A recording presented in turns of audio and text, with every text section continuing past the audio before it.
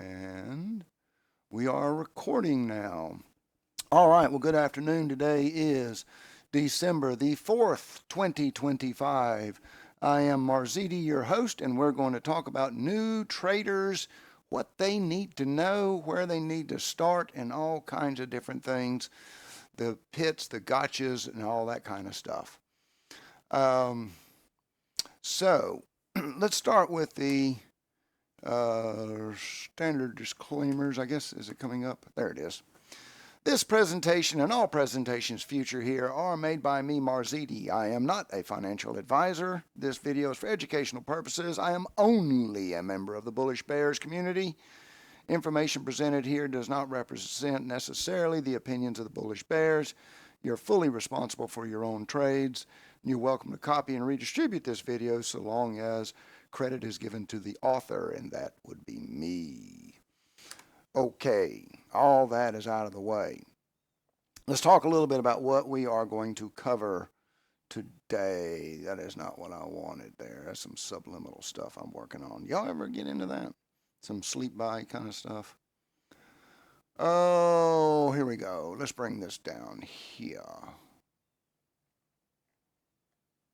I posted this in the chat earlier, but I want to kind of go through some of this here. We got a lot of topics to go through, such as what's your interest in trading? We'll talk about the 3 golden rules. We'll talk about the progression, paper to live, and all that kind of stuff. The types of trades, stocks, futures, options, FX, the different types of hours. Who are you trading against? So many questions about brokers. We're going to cover a bunch of those. How much cash to have in your account? What's this term market maker that comes around? Picking tickers. And this is where we get into the really, really long stuff here. Tools, where we talk about bookmap, jigsaws, websites with news, some keywords. Then we're going to start talking about strategies, measured move, fan lines, liquidity, support and resistance. We'll talk about actual chart indicators that you can turn on. The trade plan, and what do you see in a chart? So there we go. So let's just start at the very top here. What are you interested in trading and why? Or actually, the why. And this is very important, folks. I mean, it really, really is, because I'm going to go ahead and turn this camera off now that you've gotten some of you saw it. Now, if you're looking at the recording, you didn't see that. That was only in the Discord, but it conserves bandwidth. Okay. Why are you interested in trading? Let's start talking about that. A lot of people come in because it's exciting. It's so cool. Some people come in because, well, they hate their job and they're hoping to replace it. You've got some people that are just housebound. Just whatever's going on there, and they're like, maybe I could make some extra money if I just work from home. I don't know if Kevin's coming in. He may not. He knows that the stream is running. He's been invited. So, like I said, he may or may not. I don't know. We'll have to see. So let's talk about your reasoning for trading. And it makes a huge difference of what you trade, when you trade, how big your trades are, and so forth. Let's just say you wanted to earn some extra supplemental money. If that were the case, we'd probably talk to you about swing trading, because day trading can be very volatile, right? Maybe you're trying to replace your job. So you're thinking about doing some day trading or some overnight trading or whatever it may be, some short-term swing money. That's fine too. The ones that I'm concerned about are the people that come in because it's exciting and it's fun. And the reason that I'm concerned about the thrill seekers is because they are risky. They take risk and they lose their money, right? Let me throw in here one particular thing. There is a statistic that says 90% of all new traders lose money and quit. Why? Why do we have this statistic or this saying? I don't know if it's an actual true statistic or not, but it's a saying that's been around for years and years and years. 90% of all new people that come into the markets lose their money and they quit. Why is this? Well, there's really only two reasons, and number one of them is lack of education. All right, and number two, they quit. Actually, I'll say there's actually a third reason. Let me put that under lack of education, lack of discipline. Lack of education, lack of discipline, and they quit. You've got to get educated and you've got to have discipline if you're going to make it in the market. You know, a lot of people come in here and, you know, we have new traders all the time. Now, back when COVID first hit, people poured into trading because they were all sitting at home. They all got stimulus money or something, blah, blah, blah, all that kind of stuff. And people poured into day trading. I well remember it because I was trading back then. And, you know, back when GameStop was doing its thing, people poured into that. And, you know, some of them made some really outstanding money. And then most of them lost all of it because they continued trying to trade. But in the beginning, they took the trades that Roaring Kitty had called out and they made money. But when he stopped calling trades and they decided they were going to keep trading, they lost a lot of their money because they didn't know what they were doing.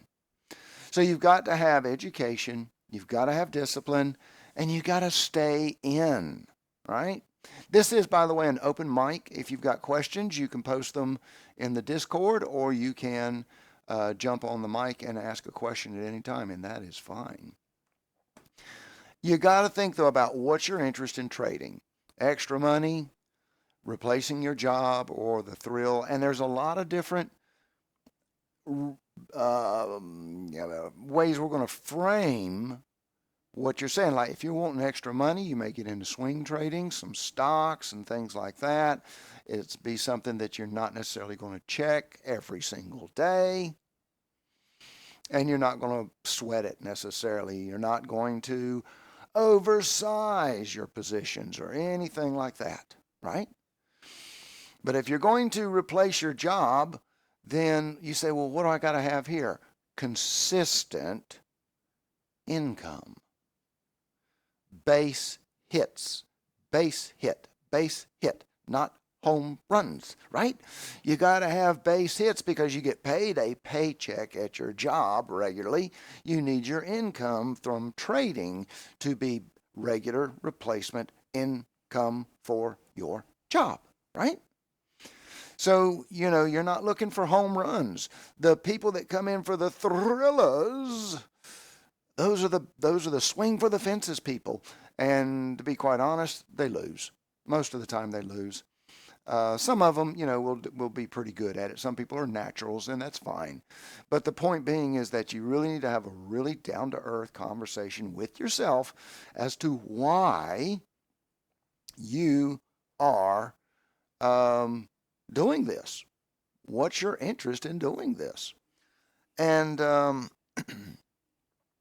so think about that in that regard there, and really think about the stuff that I said when I talked about the extra money, replace your job, and all that.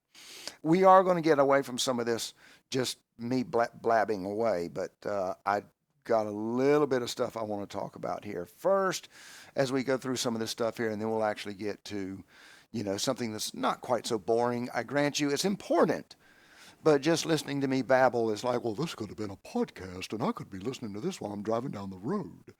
So we'll try and get into some stuff that actually whatever. The three golden rules, folks, I cannot stress this enough. You absolutely, positively must stand by the three golden rules. And I'm going to go through them. It looks very clear here on your screen. It says, make a good trade, manage your risk, manage yourself, right? Let's go through those. Making a good trade does not mean you won the trade, because you're going to lose trades. Making a good trade means you do your due diligence. You research the setup. You have a plan, an entry, and an exit, and you size correctly and all that kind of stuff, and you make the trade. Now, it may succeed, it may fail, but you must make a good trade or you will lose all the time.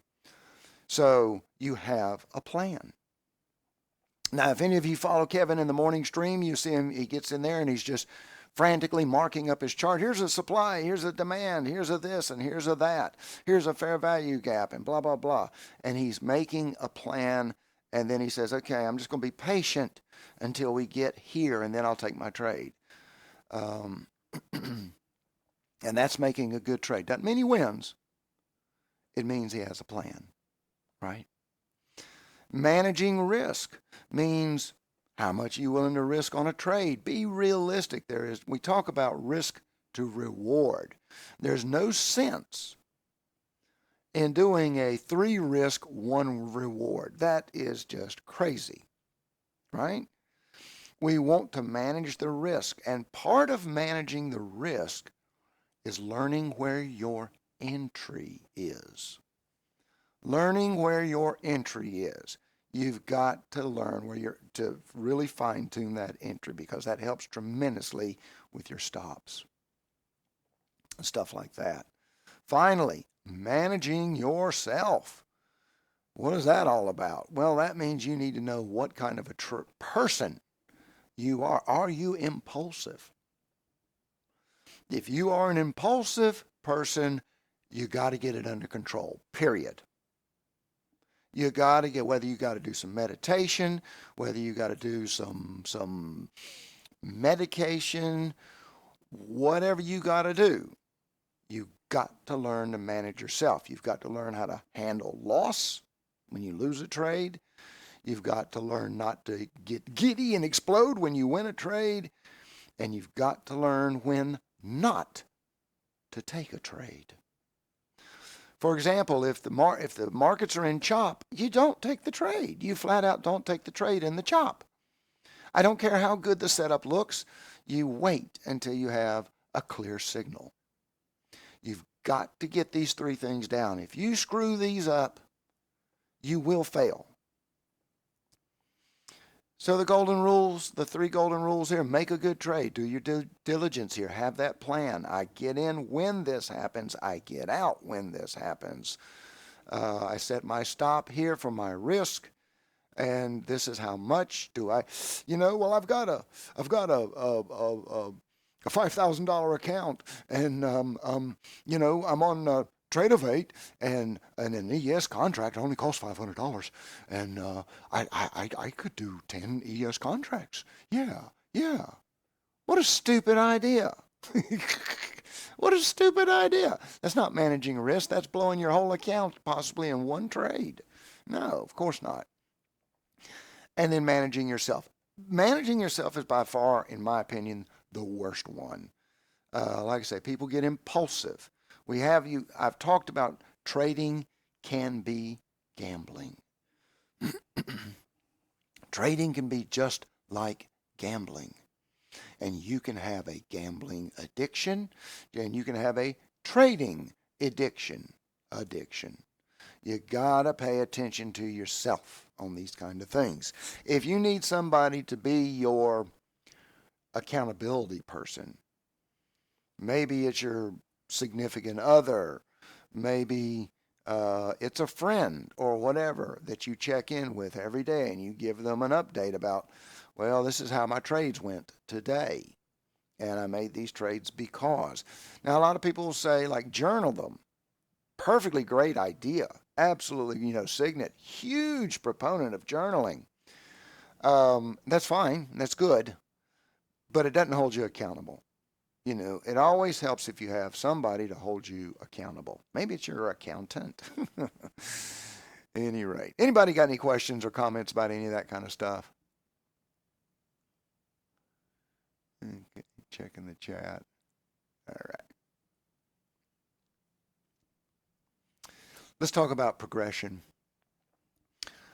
A lot of people come in and they really don't know where to go with this kind of thing. The first thing we're going to talk about is paper trading.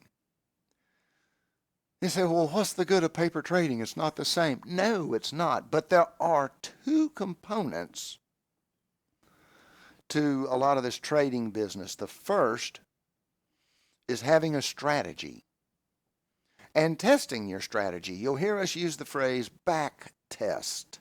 Back test your strategy. And so we'll go over here and we'll say, well, okay, I know this is a crazy busy chart. Maybe I'm going to do the TD Tom DeMark sequential thing. And I'm going to see if I can get this stuff. There we go. And I'm going to follow this Tom DeMark sequential thing. Well, there's my 9, so I go short here. Okay, fine. You go short. Where's your target? Oh, I'm going for this pivot point right here. Fine, you should be out of this trade. Now, you can repeat that all you want to over and over and over on paper.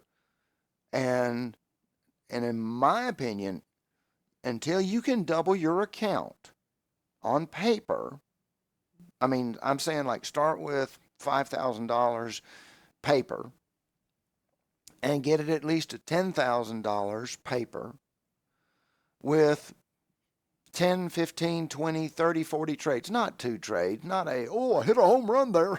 This time I'm qualified. No. We need consistency. We need consistent trading. So you say, well, how well did it work here? Let's go back over here. Okay, there we go again. Well, I went short. What are you targeting? Well, I was targeting the pivot point here. Where's your stop? Well, it's right here, and you got stopped out. Okay. So we say, well, let's go back and try it again. What do you see here? Well, I'm going long. There you're going long, but what's the problem with this pivot point? And there's no money in this trade. Okay. What do we see here? Well, there's a 9, and depending on your rule, you may take it on the break of that candle. Then you'd go down to pivot point S1, and that would have been a good trade. But you go back and you back test your strategy to see if it works to help you fine tune your stop. See, here we see the sequential market worked fantastic. But here, if your stop was too tight and you were looking for a bounce bullish, you would have gotten stopped out. And so when you take these trades, the point of paper is to develop do you see your trade set up? Do you set your stops, giving you that opportunity to set your stops and figure out where's the right stop for you, risk and all that kind of stuff, and to work out the kinks of your strategy. That is the point of it. Let's see, where's my, there we are. That's the point of back testing your strategy. And that's what we want to do on paper.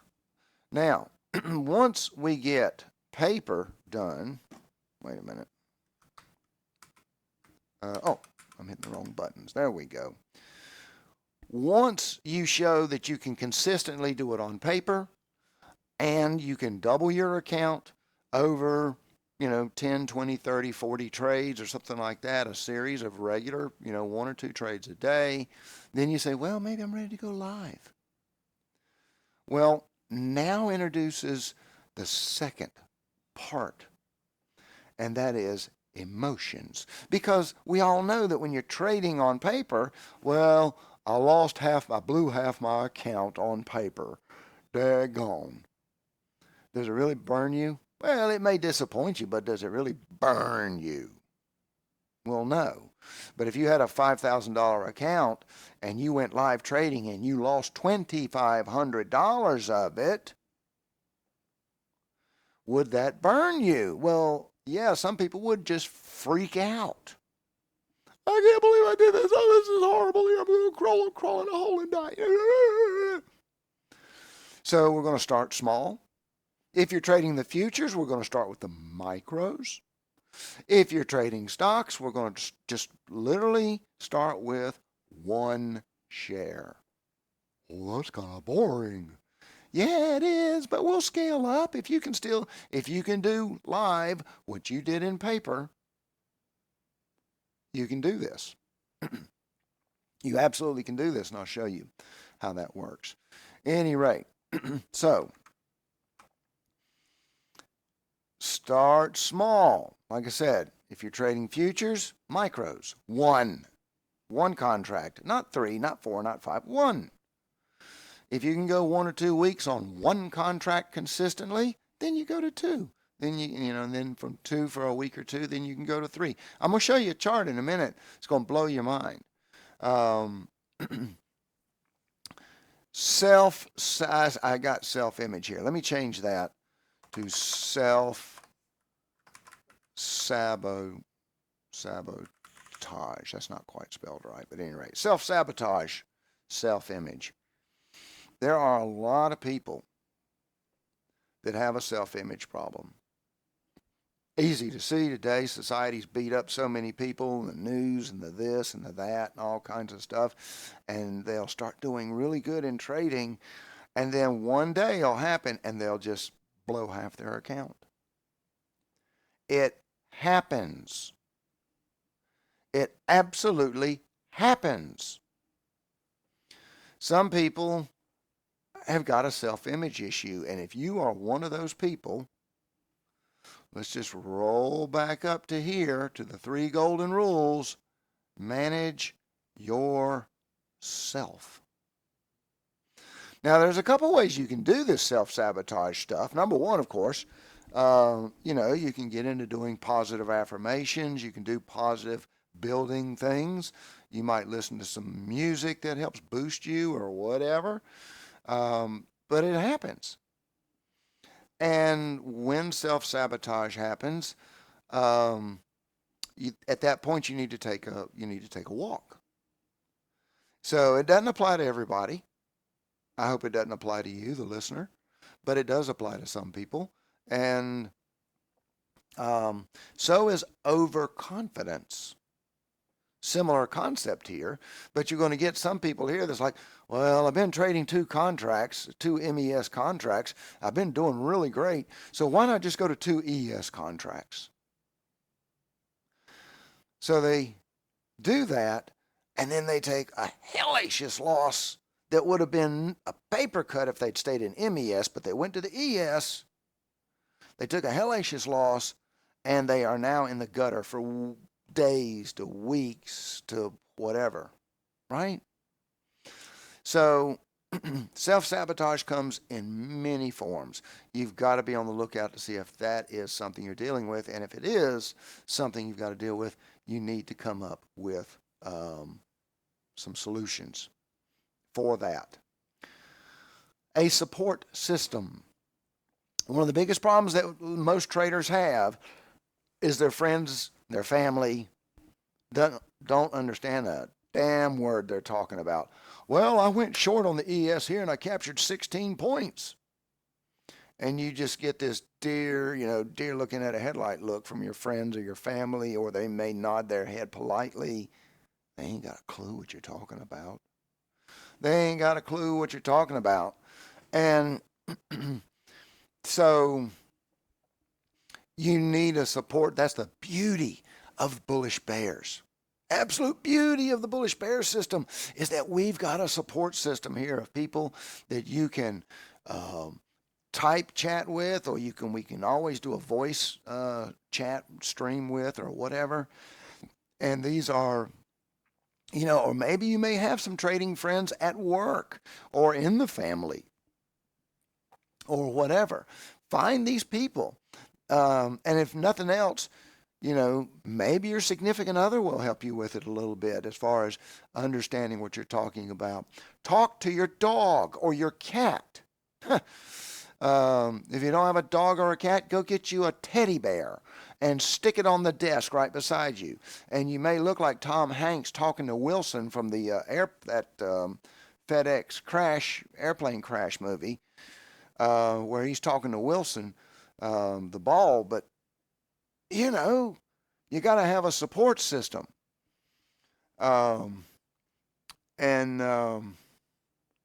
so you've got to have that support system there of somebody to talk to that understands what you're talking about, right? And if you just don't have it with anybody, we got the Bullish Bears folks here. Lots of people in here that can talk, and whether it's in the voice chat or whether it's in the text chat or whatever it may be. There are lots. We've got moderators, we've got proactive users, lots of people that would be more than happy to hear from you. If you're having a good day, woohoo! If you're having a bad day, we'll give you that pat on the back and tell you it's going to be all right.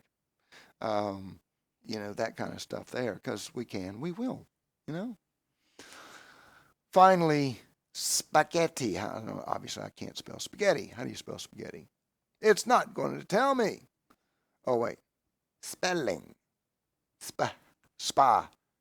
Spaghetti. Okay. Spaghetti head syndrome. What is that?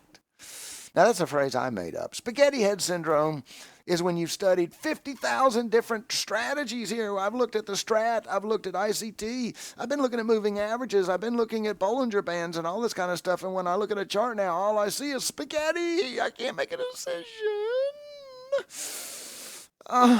And what's the right thing to do? Walk away. Walk away. Take 1, 2, 3 days off. Take a week off. I have gone through spaghetti head syndrome, especially a lot of times when I have been learning a new system to teach to somebody or something like that. And then all of a sudden, this new system I'm learning doesn't coincide with old systems that I know. And I look at the chart and I can't make a decision. Because this says it's bearish and this says it's bullish. But, Signet said this in the morning stream, but Kevin said this in the afternoon. And, oh my gosh, I was looking at my channels on YouTube, and the YouTube analyst said, but spaghetti head syndrome, when you just got so much crap in your head, you don't know what to do. And what do? We turn it all off, and we walk away for a couple days, a week if you need, a month if you need, until it all clears out. And then you can see at that point what is right for me or you or whatever. And then you let it settle down. You got to remember, if you're going to get into trading, trading is a long game. This is a game that you're going to play, for the next 5, 10, 15, 20 years. Let that soak in for a moment. I ask you, therefore, what's a 3-day break? A 4-day, a 5, if you took an entire week off, who cares? You got years of trading ahead of you, right? So, and to be quite honest, if you try to trade while you got spaghetti head syndrome, all you're going to do is lose money. All you're going to do is lose money. Remember, and that's back to the golden rule, managing risk. Managing yourself. You see how these 3 golden rules just keep showing up over and over and over in one form or another, right? Okay. Any questions for any of that kind of stuff? Okay. Let's take a look. Here's my setup. Here's what my chart looks like. That'll give you spaghetti head syndrome. No, this is not what my chart looks like. I did this for a demonstration today. But this is what some people think is a good-looking chart. This is stupid. This is just absolutely stupid. stupid. Now, there are some things that are good here. Weekly, if you're a swing trader, you may want to look at the weekly. You may want to look at the daily. You may want the TD sequentials up here. You may want the moving averages. Here's the Bollinger Bands. Here's Heikin Ashis. Here's the spot gamma levels, right? All that kind of stuff. Oh, yeah, and over here on the left, we've got volume profiles and TPO. I mean, could you ask for anything else to help you set up a trade? Look, if you're going to be a swing trader, you got to focus on being a swing trader and get rid of all this 5-minute chart stuff. If you're going to be a day trader, you don't need a weekly chart. You may want a daily chart, and that's fine to get an idea of the overall, but you certainly don't need a weekly chart if you're trying to be a day trader, right? So you got to clean this clutter up, and you need to get down to the essentials. And God help you if you decide, well, I need to keep an eye on the VIX. And then there's the whole, total market thing there of, the ES plus the NASDAQ plus the Russell minus the VIX minus the bonds minus. Look, there's all kinds of ways you can do this. It doesn't matter. The point is that too much crap leads to spaghetti head or information overload, and you either make no trade or bad trades. So get rid of it, right? Get rid of it. Okay. Types of trades. Scalp. A scalp is a trade that is generally going to last less than, let's just put, there's really no definition on there, but we'll say a trade that's going to last less than 5 minutes. Some people say 15 minutes. Some people will define a scalp as taking an oversized position to make a tiny gain, but because you are throwing so much money at it that a tiny gain on the chart is a lot of money. The problem with that definition also means, though, that you're risking a lot more as well. Most of us define a scalp as simply as a fast trade. But like I say, if you talk to Signet, for example, he'll say it's an oversized trade. Doesn't really matter. The point being is what we're trying to get is, what is your tempo? What is your tempo? Do you want the 5-minute trades or 30-second trades? I mean, Jeremy trades on a 5-second chart. He will sit there patiently until his 5-second chart hits the trigger entry. He's in and he's out typically in less than a minute. Okay? But that requires a lot of mental discipline just to sit there and patiently stare at the chart and wait. Right? Some of us don't have that. Some of us, for example, like me, I'm ADD. I know I'm ADD. I cannot just sit here and stare for 20 minutes at the chart and just stare at it. I can't do it. And that's, again, I have to manage myself. Back to the 3 golden rules. Manage myself is part of knowing I can't do that. Okay? But if you can, fine. An intraday, well, that just means a trade that you plan on it resolving sometime today. You're in it. You figure that it may take a while, but you will, let's see, what am I trying to do here? Let's say that, let's go back. All right, right here. Let me zoom in on that.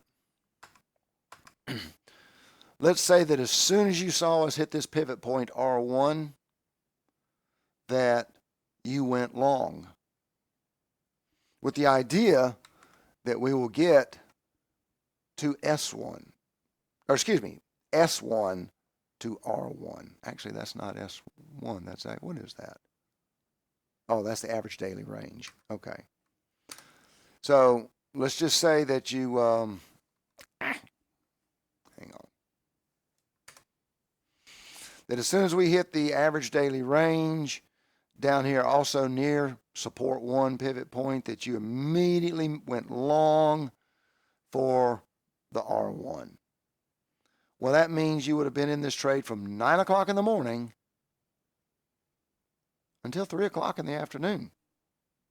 That's an intraday trade, right? The important point thing is that you do not carry the trade overnight. You're out. Before the market closes today, you're out. And that's an intraday trade. All right? A swing trade is any trade that typically is a couple of days. I'm going to come back to earnings. Buy and hold. Long-term investing, oftentimes dividends, oftentimes appreciation, but you're like, well, I just heard that Warren Buffett bought a lot of Google. And, well, if Warren Buffett can buy a lot of Google, and he'll hold it for probably 2 to 3 years, I think I'll do the same thing. That's buy and hold. You're going to hold it for more than a year so that you can move to long-term capital gains. That's the objective here. You're trying to move to long-term capital gains instead of short-term capital gains, which means you have to hold it 366 days. And that's buy and hold kind of stuff. And, you know, if you're that kind of trader, that's called an investment. That's not trading so much as it is investing. Earnings play is a specialty. You have to specialize this. You know, if you're old enough, you remember when most nurses, for example, were just general practitioner nurses. There were a lot of general practitioner doctors. And, you know, a nurse was a nurse was a nurse kind of thing. Nowadays, all nurses, for the most part, are some kind of specialty nurse. They're an ER specialty nurse or CT scan nurse or whatever. They all specialize. Well, if you're going to get into earnings, you've got to learn to specialize in earnings. All right? And that is a different kind of beast altogether. So if you're saying, well, I'm going to be a day trader here, but I guess I should need to know something about earnings. Well, the answer is stay away from them. But wait a minute. No, wait a minute. There's thousands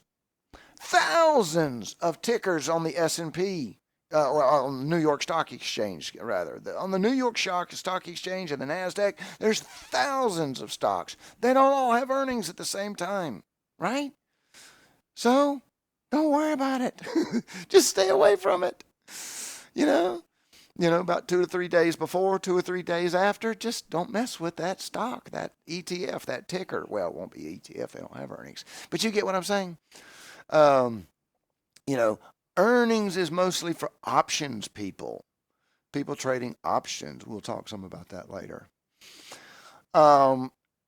Again, coming back to the investor, we have appreciation versus dividends. Appreciation, what does that mean? Well, it means you bought a stock for $100 and you come in and it's up to $112. That's $12 of appreciation. On the other hand, you bought like SGOV, which is a government treasury ETF. Uh-oh, I hear my RoboVac coming my way. If he gets here, I'm going to turn it off, but it's going to be loud for a second. I apologize. Anyway, but let's say you buy like SGOV. It's an ETF that tracks U.S. Treasury, short-term Treasury bonds, and it pays a pathetic little dividend of around 3.5% to 4%. All right? But you want the dividend, not the price. There you go. I got it. I made it go quiet. Yeah. Okay. Anyway, sorry. And so you just, you're parking your money in this thing for the dividend. And so what's the dividend? Well, dividend is where they pay you interest every week, month, quarter, year, whatever, for the privilege of letting them hold on to your money so they can use it for something else. So, it's interest paid, just like you have to pay interest to the bank for a loan. The bank loans you the money. And in return, you have to pay them you have to pay them interest, among other things. Well, let's just flip the script here. You loan the government or a company some money, and in return, they pay you a little tiny percentage periodically, and that's dividends. All right. But again, that is more along the line of investing than it is trading. We'll talk a lot more about that here in a moment. Any questions on anything so far? Okay. I know this is all boring and boring, boring, boring. I get it. But you got to understand it. You absolutely got to understand it. Let's talk about what to trade: stocks, futures, and options. I have actually got a presentation on this, and I'm actually going to pull this up. This is actually already over in webinars, but I'm going to go through it again. I think it's worth going through again. Let's see if I can find it. I'm not going to go quite as detailed on it.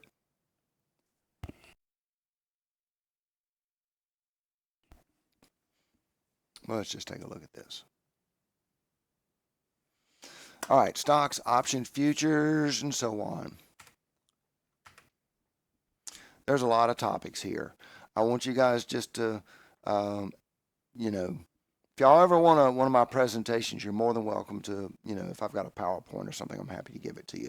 We're going to go through these kind of things very quickly. If you have any questions, say something. Otherwise, I'm going to assume that you're keeping up. What are they? Stocks. Let me zoom in here. Stocks are where you own, via shares, ownership in a company, be it stocks, direct ownership of a company, ETFs, indirectly owning shares in a company because you actually give money to the company that manages the ETF and they have the shares. And mutual funds. Now, the difference between a mutual fund and an ETF is that mutual funds, when you give your money to a broker for a mutual fund, they will actually invest it at the ratios of the mutual fund into the individual stocks on your behalf. They just built you a package. An ETF, you buy the package itself. Now, the difference being is that ETF is a package already built by somebody, and it's got so much percentage of Microsoft, so much percentage of NVIDIA, so much of Colgate, and so on, versus a mutual fund. The broker or the investor may have built this package also, but the thing is that in the mutual fund, the broker had to actually go in and individually buy the stocks, the NVIDIAs, the Microsofts, the Apples, and so forth, as opposed to the ETF, exchange traded fund. You buy the ETF, and the ETF buys for itself shares in Microsoft, Apple, NVIDIA, whatever. Now, the advantage to it is in an ETF, when you want to sell an ETF, you just sell the ETF. Boom, done. You just come in here and you sell it. When you want to sell a mutual fund, you say close the mutual fund or sell a certain dollar amount or whatever, and the broker will go sell the shares on your behalf to bring it. Maybe you're just trimming back 50%. The broker will sell 50% of your shares in NVIDIA, Microsoft, whatever. Or if you close it, then the broker will liquidate all the positions. All right.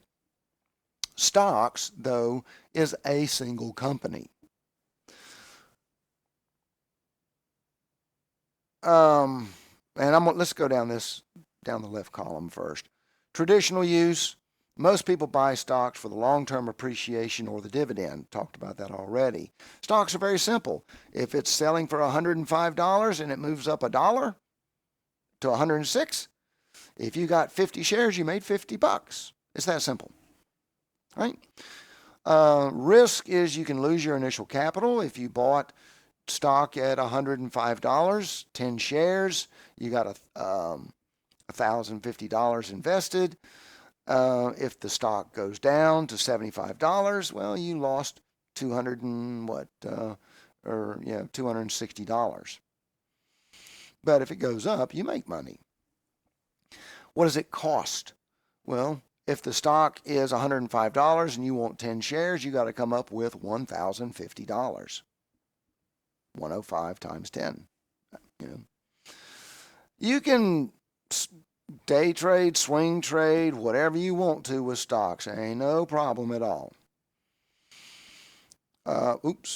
You can hold time on stocks. You can trade them throughout the day, or you can hold them for years to years to years. The difference is if you're making money or you're losing money on it, it does affect your taxes. If you buy and then sell a stock within 364 days, a calendar year kind of thing, then if you made money, that's considered short-term capital gain, and that's a higher interest rate or a higher tax rate. Versus if you hold it for a full year, then you get to long-term capital tax rate, and they simply say, okay, since you held the stock for longer, we're not going to tax you as much on your profits.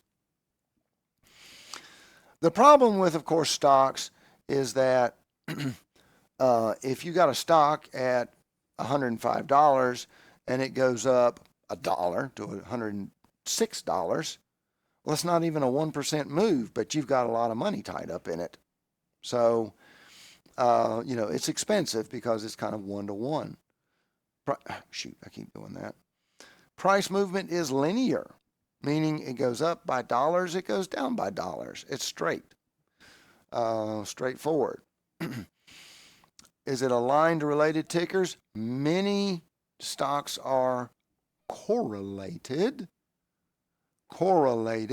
which means does essentially the same thing as the SPY, SPX, and stuff like that. So if you look at, you'll see that many stocks are correlated, that if stock A goes up in value, stock B will do the same thing. That's called correlation. Trade direction. If you go long, means you bought the shares. When you buy the shares, you own them. You own an actual tiny piece of that company. And it's yours. If you sell, you can will, if you can put into your last will and testament here what to do with your stocks, because it is your property. And you can will it to your nephew Charlie or whatever. To short a stock is to borrow it from another stockholder. So when you go to short a stock, you are essentially borrowing it from somebody else, and on the hopes, you say, well, how does that work, shorting a stock? Well, let me walk through it real quick with you. Stay with me. Let's suggest that the price of the Acme Widget Company is $105 a share. Okay? You think that the Acme Widget Company share price is going to go down because you think that people are getting tired of widgets and their stock price is going to just plummet. So what could you do if you're trading the stock? Well, you could short it. And what that means is you borrow somebody's stock. Let's say you borrow 100 shares, $10,500 worth of Acme Widget Company stock at $105. A week later, bad news comes out for Acme Widgets, and their stock drops to $85. Okay? So it went down $30 a share. Or no, excuse me, $20 a share. $20 a share. 105 to 85. At this point, you now can, since you went short, you have to buy it back. You got to return those shares to the original owner. So you can buy it back at 85. And when you give your shares back to the original owner gets 100 shares back. What did you do? Well, you made the difference, the $20 difference between the two. You made $20 per share times 100 shares, $2,000. Now, it's kind of hard to put your head around, I grant you, but the idea, though, is that if you short a stock, you are, assuming it's going to go into the gutter. Now, however, remember, you borrowed in good faith stocks from another shareholder. Well, you have to pay them interest while you are in possession of their shares. Now, if you short stock within the same day, or you may hold it for 1 or 2 or 3 days, it'll be pennies. Most cases, pennies is what you would end up paying the other shareholder. But some people will borrow and short stock for a year, and they've got to pay back about like 8-9% over the course of that year. So that's what that's all about. Liquidity, popular ones, it's easy to get in and out of Tesla. But there are stocks out there that have, no volume whatsoever, and it's real hard to get in and out of them. The difference between the bid and the ask, very tight on the popular ones, and stocks are oftentimes optionable. Okay? I did that again. I keep doing that. It's not what I'm trying to do. Any questions about stocks, ETFs, mutual funds? We'll take a break here in just a minute. All right. Futures. Futures is speculation. Many years ago, or whenever it was, I don't know actually when futures came into being, but the idea with futures was this. Let's say that you are the Tropicana orange juice company. Now, you've got to make orange juice all year long, right? But oranges don't necessarily come in all year long. Well, the challenge is that sometimes there's droughts or whatever, and the price, well, Tropicana doesn't own the orange trees. They buy the oranges from people that own the orange trees. And then they make orange juice out of it. Well, the problem here is that they say, well, our half gallon of orange juice costs $2.50. Well, all right, let's go for inflation. $4. $4 for a half gallon of orange juice. But what if the price of oranges skyrockets because there was a drought in Florida or whatever? Well, Tropicana comes up and they says, oh my gosh, we either got to lose money because our cost went up dramatically, or we've got to change the price on our orange juice from $4 to $6. Well, they don't want to raise the prices if they can avoid it, because that means people will stop buying orange juice. But what if they could lock in the cost of those oranges months to years in advance? With Florida, let's say, they make a deal with the growers in Florida and say, we'll buy, 5 tractor trailer loads of oranges from you guys, and we'll give you this amount of money for it. And the Florida orange growers say, yeah, okay, that works for us. And this and Florida and Tropicana says, now we can only take ownership of it though a year from now. And the Florida orange growers say, no, that's fine, because that means we know how much money we'll make a year from now also. So everybody knows what the prices are going to be, let's say a year from now, because they agree on it today. And that's where the futures market came from. Now, what happens if Florida has the drought? Well, the orange growers still got to supply the oranges. They say, but they want to double their price to the Tropicana orange juice company. No, they already have an agreement. They already have an agreement that they're going to sell for this price. So Tropicana here still gets the oranges at the same price, and they get to keep it on the shelf, the orange juice on the shelf at $4. Well, on the other hand, let's say that a new orange grower comes in from Mexico, and they say, we can supply oranges for a third of what Florida can do it. Well, now the grower gets the benefit here, because he's like, Tropicana, you still got to pay us, even though, we were selling you these oranges for $1 a piece. And this guy says he can do it for 33 cents. No, you still have to buy them from us for $1. We agreed on that a year ago. So it protects all parties. And that's where the futures came in originally. And so when that happens, so when we get into the futures, that is what we're actually trading, are these contracts on what something supposedly will cost. Now, here's the problem with it. It locks in commodity prices. It's a very simple as far as its complexity.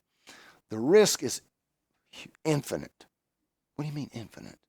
Well, let me ask you this. If you buy 100 shares of the Acme Widget Company at $105, how much can you lose? Well, you can lose, $10,500. Because it goes to zero. Acme Widget declares bankruptcy, you lost $10,500. If you get into a futures, remember, you come in the middle of the game. You coming into the middle of the game. Not the beginning, not the end, the middle of it. You can actually lose more than you have in your account.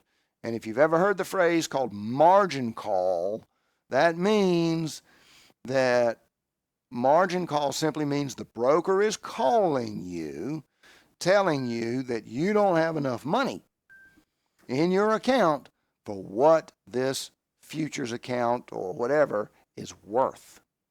In other words, if the value of the futures contract plummets and let's say you went long, you bought the ES and it goes long, but you went long in it, but the market, collapsed, and you had $10,000 in your account, you could actually end up with a negative $15,000 in your account, and the broker calls you and says, you need to give us $15,000, and we want it now. Right? And that's why the risk in futures is considered infinite, and that's why I tell people to always have a stop. We'll talk more about that when we get to brokers.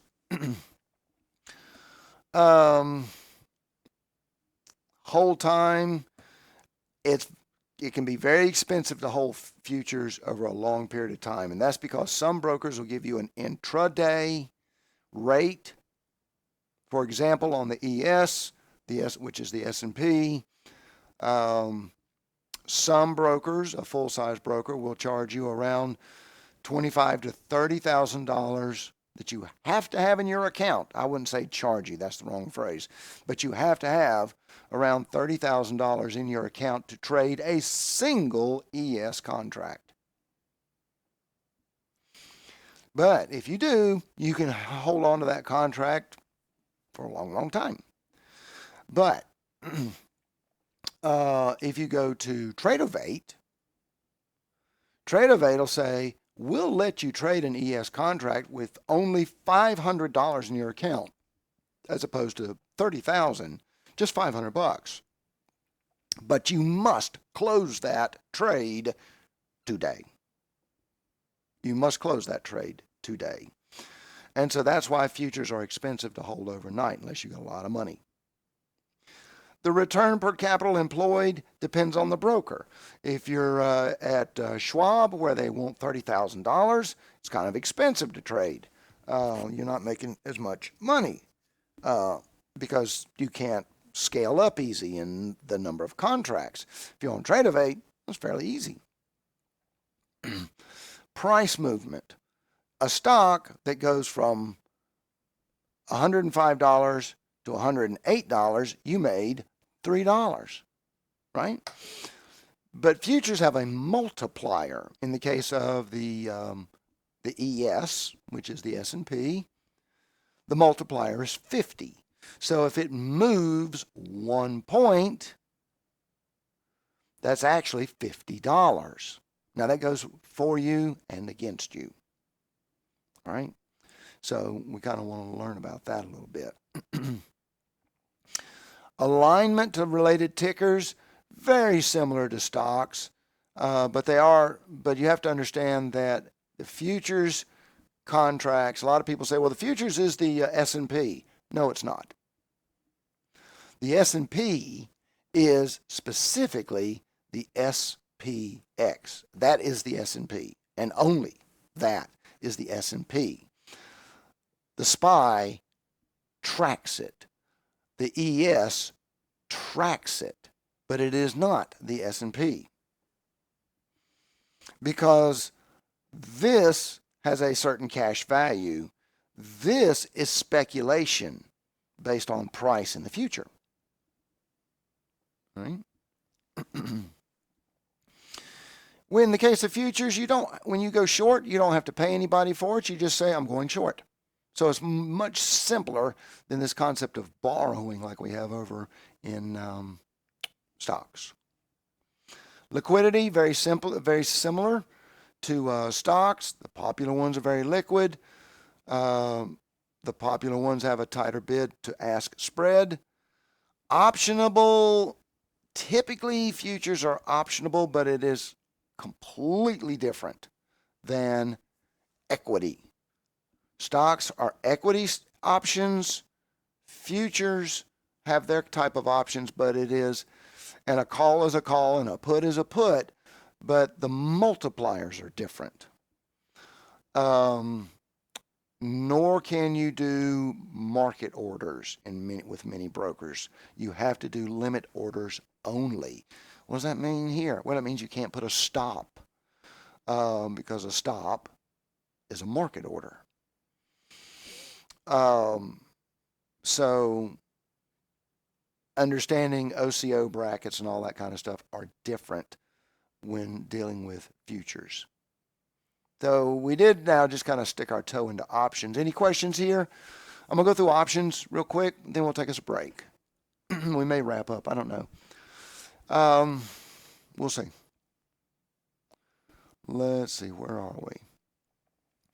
Options are speculation. Actually, before I do that, let me go over and look in the chat because I haven't been looking in the chat. See if anybody's posted anything.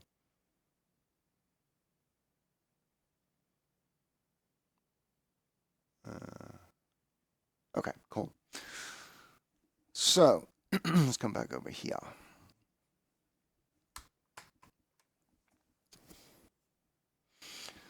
An option is called speculation that can lead to a locked-in ownership price. Now, what do you mean by that? Okay. When we hear topics such as so-and-so politician got rich while they were in Congress, and they did it through options. Pardon. Well, what do they mean here? Let's say that you're looking at the Acme Widget Company again, Let's say that the Acme Widget Company's current price is $105. Let's say that you think that it's bullish. You think that the Acme Widget Company's price is going to go from $105 to $120 over the next 60 days. Well, what you can do is you can buy an option on that $120,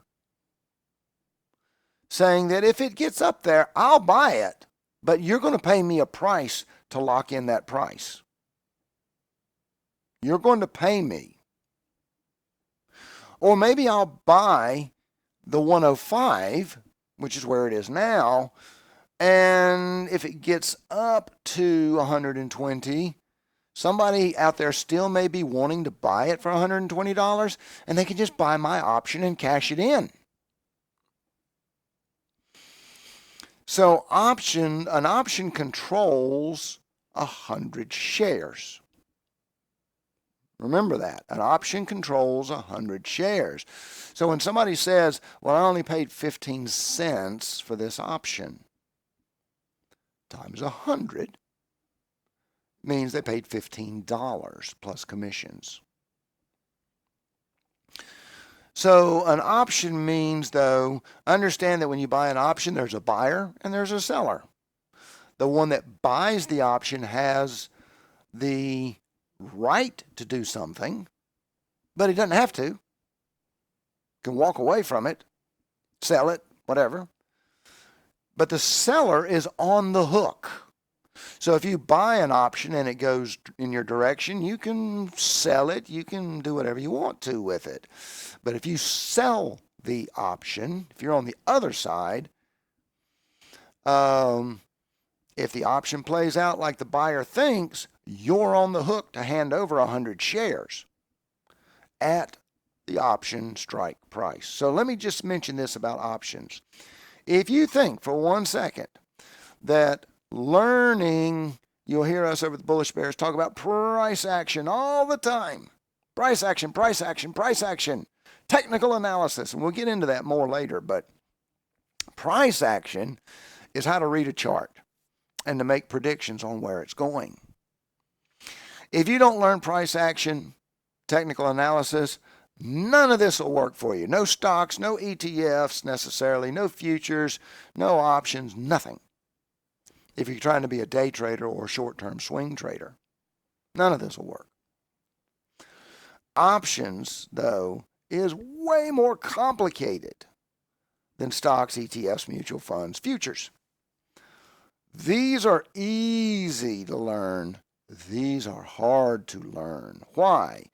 Because this is playing checkers. This is chess. This is a bachelor's degree. Over here with stocks, ETFs, mutual funds, futures, that's a bachelor's degree. You only got to learn technical analysis, price action to do it. When you get into options, it's a master's or a PhD, depending on how far down the rabbit hole you want to go with your education on this. If you don't understand, though, the basics, the technical analysis part, you will never make sense out of options. So don't. So I'm just simply going to give it to you as an explanation, but if you're a new trader, in my opinion, I'm going to tell you to stay away from options 100%. People talk about it, nod your head and grin if you want to. I would tell you, if I were your mentor, no, and hell no. You're not trading options until you can trade stocks and futures just based on technical analysis. Until you can do technical analysis on stocks, ETFs, futures, it's not even in consideration. You stay away from options because they'll eat you alive. They can be very difficult. The risk structure is all over the board. Depending on how you structure the option, you can lose just a small amount, you can lose a huge amount, depending on how the option is structured. Now, the one advantage of options in many cases, though, is that it does not take a lot of money to get into it. You can get into options for literally less than $20. Literally $20 you can get into an option. Less, maybe even. But,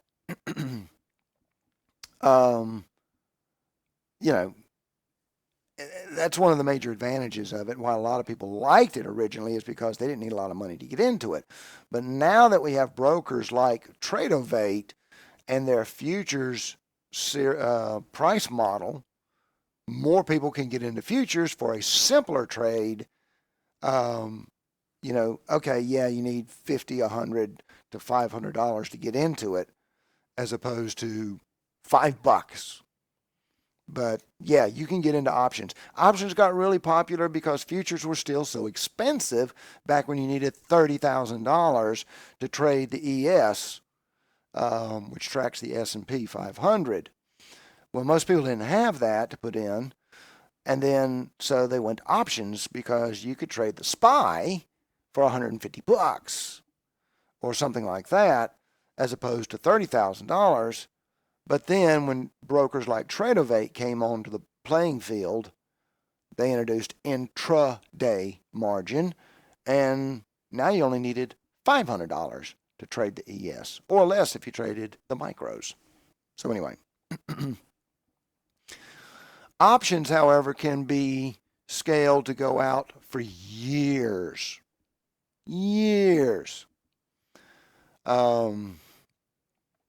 And just let it play out. As opposed to futures, stocks, you own them. If you buy a stock, you own it. You can have it the rest of your life, no problem.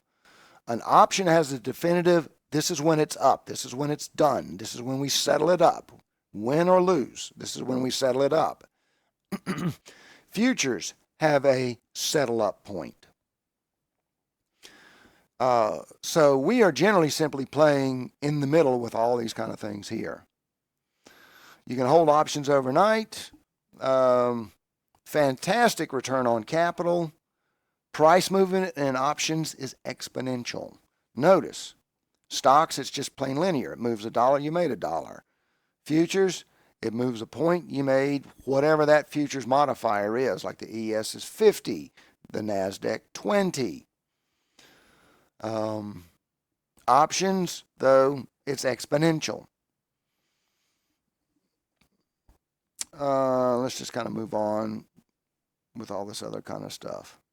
Liquidity, options, it gets more complicated. Again, very complicated.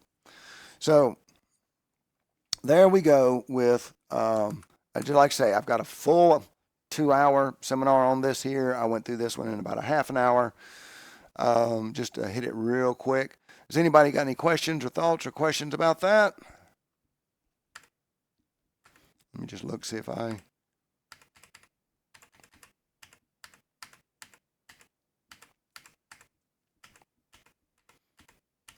This is all in that same video that's posted somewhere around March or April of 2024.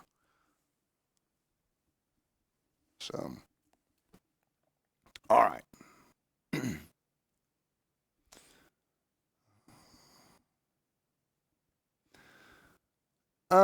And while what was not in that video we just went through, or that session, is what is FX? FX is currency pairs. Most people think of it that way. For example, how many Japanese yen, you'll hear Signet talks a lot about the Japanese carry trade, and they talk about the Japanese yen. Well, the question is, what's the ratio between the yen and the US dollar? Well, that changes all the time. For example, is it 6E? Here's the euro to the US dollar, I think. I think 6E is yeah, it's the euro. I'm not sure what the pair. I don't trade FX, so I don't know. But it looks like any other chart. The terminology is quite different. They don't talk about points or ticks or anything like that. They talk about what's called pips. And the notations can many times be different. As you can see right here, and I'll zoom in on this. This is kind of like the exchange ratio. That's the exchange ratio. And it changes, it trades just like any other stock. And it has good days and bad days, and some days the U.S. wins, and some days the euro wins, and or whatever, like right here. One was winning for a while, then the other one was winning for a while. It's a ratio between two currencies and what the exchange rate is, and that's called FX. But like I say, it's measured in pips and all that other kind of stuff. And if you don't understand that kind of stuff, that is the trading setups are the same. The tradings are the same. Head and shoulders are head and shoulders. Pivot points are the same. Supply and demand are the same, and all that kind of stuff. But the underlying language, terminology, and things that you got to keep up with are different. Meaning, if you're trading the Japanese yen, US Japanese yen pair, and all of a sudden you see news about Japan, that they're, the new prime minister over there is going to do such and such with the interest rates, you got to pay attention to that because that could affect your trade. Because now you've moved global in what you're trading. So, all right. With that, I think this is a really good. This was a lot of long blah, blah, blah, blah, blah. And I know you guys are probably getting bored listening to this because we haven't really gotten any charts and stuff like that. So I want to do something with a chart real quick. And then we're going to wind it down. So I think what I'll do, let's talk about, we started talking about this earlier, so I'm going to knock one of these trading sequences off today. And I'm going to go with the TD DeMark. Let's see, I just want one screen.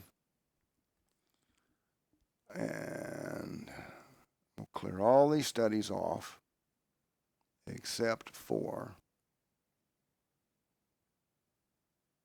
the TD DeMark. On Thinkorswim, it is called the sequence counter. On TradingView, I believe it's called the sequencer. I'm trying to think of who does it. It's one of the big name devs. I don't know. Anyway, if you're interested, let me know. Oops. I didn't finish that off. Let's fix that real quick. Let's get rid of this, and this. This system was designed by a fella named Tom DeMark. Tom DeMark was a financial guy from many years ago. And let's see. Let me go over to one where it makes a little more sense. And he noticed a pattern. Here we go. He noticed a pattern of what I'm going to call exhaustion. Actually, I am going to further refine this. Come on, open up. Open up. Stupid thing.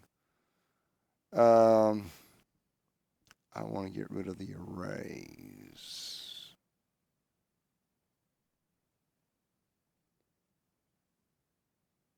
And I want to leave the formations.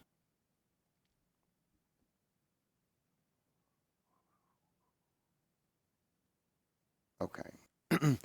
Tom DeMark noticed that there were exhaustion patterns.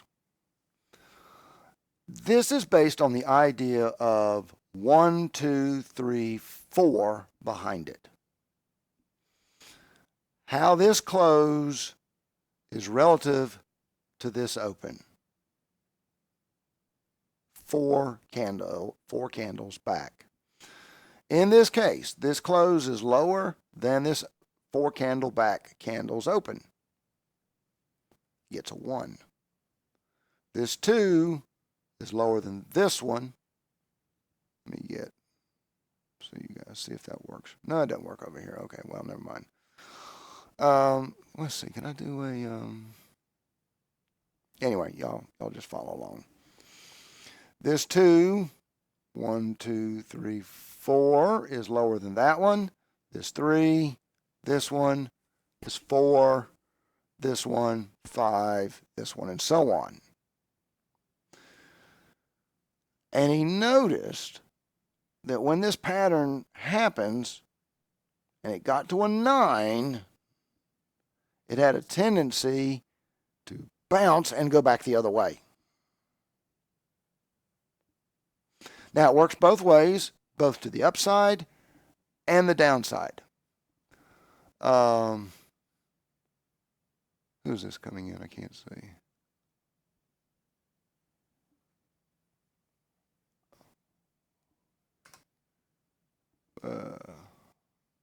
Oh, yeah. This is recorded. Well, it will be. I'm recording it on my local computer. Then I'll upload it.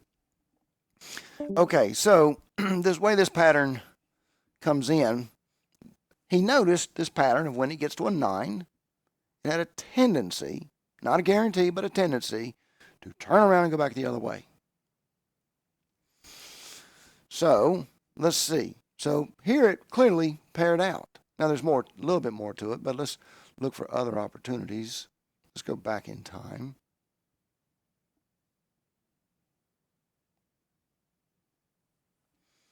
Here, 1 through 9.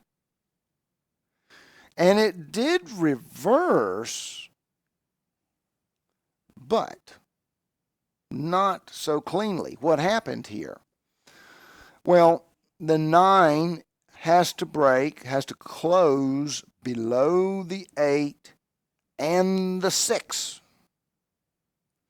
It did not. So the flip means that the exhaustion of the sellers moving the price down, and here we're saying they're exhausted, but it didn't, because we didn't see them continue to march down, down, down, down, down, down, down, down. The exhaustion occurred, but it wasn't enough immediately. The result came a little bit later. Now, the pattern does not tell you how far it'll go on the flip or anything like that. It just says we believe that the sellers, in this case, are becoming exhausted, running out of money to keep pushing the stock down. Now, let's look here. Now, here's a perfect one. Here's a 1, and it goes all the way up to a 9, and then, well, wait a minute. What happened here? And the answer is this candle here. The 1 happened, and you're never supposed to break the number 1 candle. The idea is that you get in on either the 2 or the 3 when it breaks. Well, the 3 actually broke. Since this is a bullish pattern, the 3 actually took out the bottom of the 1. So the pattern still held, but it wasn't a perfect pattern, if you will. So we did reach exhaustion, but it just took a little bit longer than anticipated. And here it is as it goes down a little bit more. Again, it doesn't tell you how far or anything like that. It just says exhaustion. Let's go back a little bit further. Here it just flat out failed. It did turn around, but you'd long since been stopped out. Here's the pattern. And then, well, we're supposed to go bullish now. Well, we kind of did right here, but you would have, in theory, if you were shorting now, you can also short this. I mean, the idea here would be you go short on the ES. So the moment we take out this first candle here, this number 1, the idea is that you go short right there. As soon as it one tick, let's get us a crayon here. Your stop, that didn't do anything. Why didn't it do anything? Maybe I need to go to this. Why am I not seeing anything? Fine, let's do this. Great, you're not working. Wonderful. All right, anyway, your stop,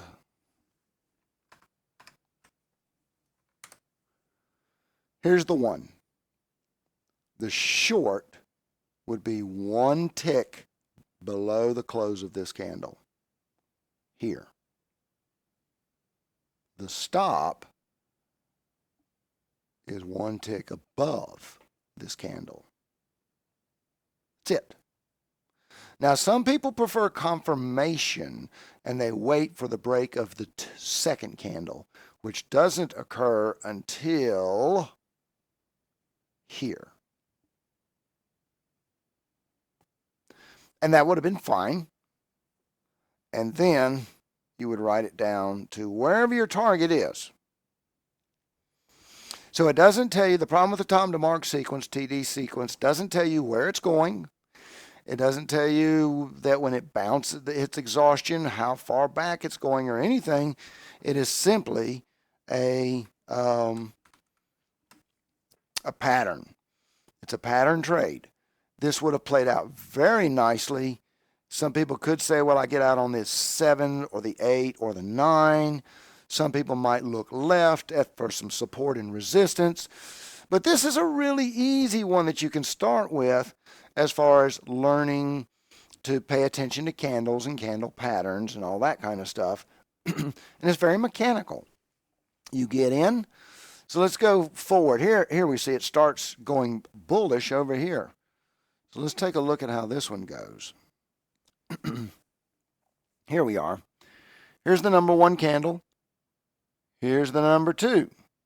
Well, you would have been, if you'd have taken this long here, stopped out over here. Right? You see that? Because you could say, well, I take the break of the 1. Well, here's the top of the 1. So the break of that would have been somewhere up here, right? Your stop would be 1 tick below here. So I don't know if that's 1 tick or 2 ticks or whatever, but it looks like you probably would have gotten stopped out here. Now, if on the other hand you said, no, I always get in on the candle that breaks the number 2 candle. 2's got to break 1, but I get in on what follows. So that would have meant this candle somewhere about here, long. Now the problem is, in this situation is, well, where does your stop go? Well, in theory, your stop has to go to the lowest low of the sequence. So that is a big stop. That's one of the problems of waiting until later, is that your stop gets bigger and bigger and bigger. But alternatively, we could have gotten in here and maybe widened our stop a little bit back here. You say, well, it's getting expensive to widen that stop. Then don't take so many contracts. Well, I was going to trade 3, then trade 2. You say, well, wait a minute, because if you trade 2 instead of 3, that means you can lose more money. Wait a minute. If you set your stop further back but only trade 2 contracts and you lose on the trade, it's the same money. because you're not trading. So if you lose $10 a contract, just making up a number, say if you lose $10, if your stop is here per contract, well, that means that you would lose $30 if you're trading 3 contracts. But what if you decide I'm just going to trade 2 contracts?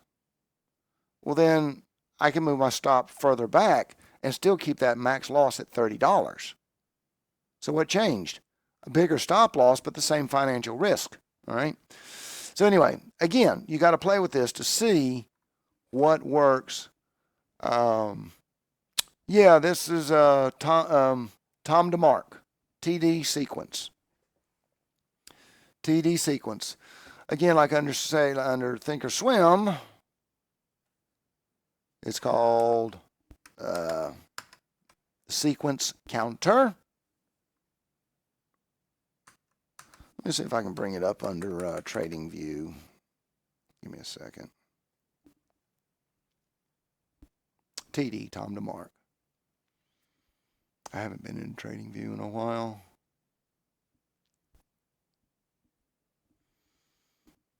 And do I have the sequencer on here? Let's see, indicators. Give me 1 second. I think it's...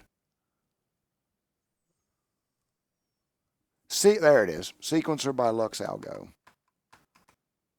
Right here.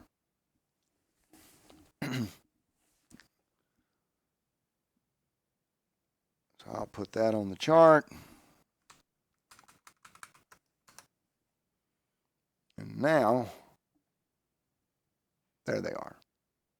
So you'll notice which side. Notice that the marks are on a particular side.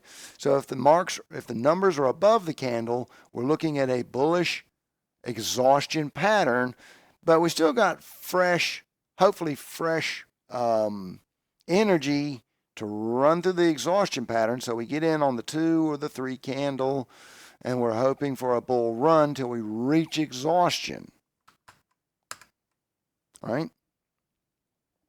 We get in somewhere down here, we hang out, and then we get out somewhere here because this is telling us they're exhausted, and it did exactly that. It was exhausted. Now, some people will look to turn around and go long here, see that 9, look for a signal to go short, and catch it both ways. Sure, you can do that. Remember, though, as I said before, there's nothing in this pattern that tells you where it will end up. Doesn't tell you if there's nothing there. It's just a trade signal idea, but that's only a minimal part of the plan. Just a minimal part of the plan. And so here, if the numbers are above the candle, it's a bullish trend moving towards exhaustion.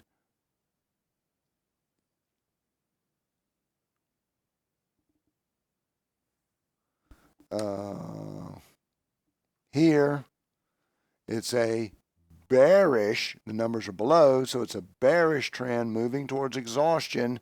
And what do we see? Flat out failed. All strategies fail at some point. No strategy is 100%. This one, it failed. So, it happens.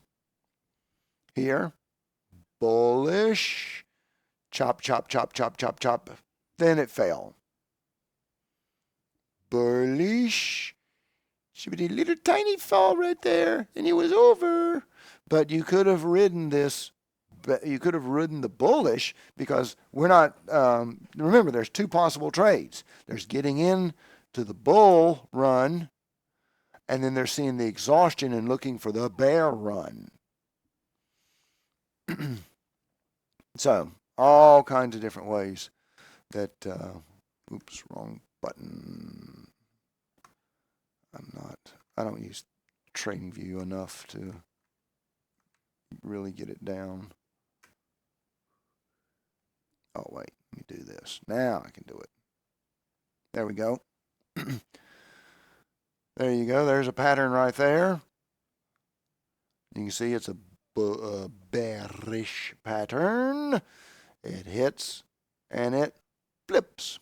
Now, there is a second part to the Tom DeMark sequence. And I'm going to tell you not to waste your time with it. And that is, there's two fancy phrases here. One's called the array and one's called the formation. We are only interested in the formation. We are not interested in the array. Let me turn the array on, though, just to show you.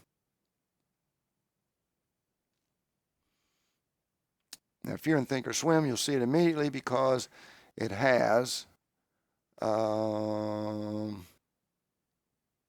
different color. And they're not necessarily consecutive. So this is the array. 1, 2, 3, 4, 5. Skip, skip, skip, skip, skip, skip, skip until conditions meet again. 6. So you'll notice that in the formation, the white letter ones, there was one candle after another candle after another candle after another candle. They were absolute touching candles. In this other one, they don't necessarily touch. And to be honest, it just doesn't play out. This is a bear pattern. I mean, this was on the bearish side, so it's saying we should be exhausted. We should be going bullish. Well, no, we didn't. So I turn off the 13s. I only keep the 9s. I turn off the 13s. Here you can see it right here. I'm turning off the array because that's the 13s. So I'll go down here to the buy arrays, turn that off, the sell array, turn that off. If I go over here to Trading View, we'll go to the side panel, and I'll look at the sequencer, and it doesn't even have. Oh yeah, lead up phase, and somewhere in here I turned it off. I forget where. I'm not going to waste time. But anyway, you get the idea. Questions about any of this here? I wanted to at least do one strategy. The lead up to this was obviously so boring and just, listen to me, son. I'm going to tell you something now. I get it. It was more podcast-ish. But I at least wanted to wrap up here with the strategy. Any questions about anything we've talked about thus far or the TD DeMark sequencer and all that kind of stuff? Okay. So, on that note, then I'm going to go ahead and wind this first episode down. And we will revisit this on Tuesday. Let's go take a look at what we got for Tuesday.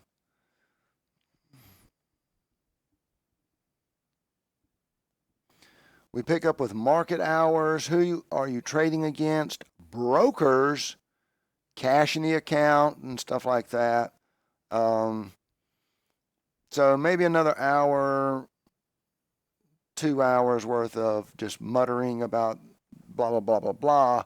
And then we get really into chart-heavy kind of stuff after that. Not chart. Well, these are not chart-heavy, but these are services, and we'll get to a lot of moving screens. So a little bit more of the drier stuff at the beginning. What, me mutter? Yeah, my wife said, "What did you say?" I said, "Just muttering." She's like, "Okay."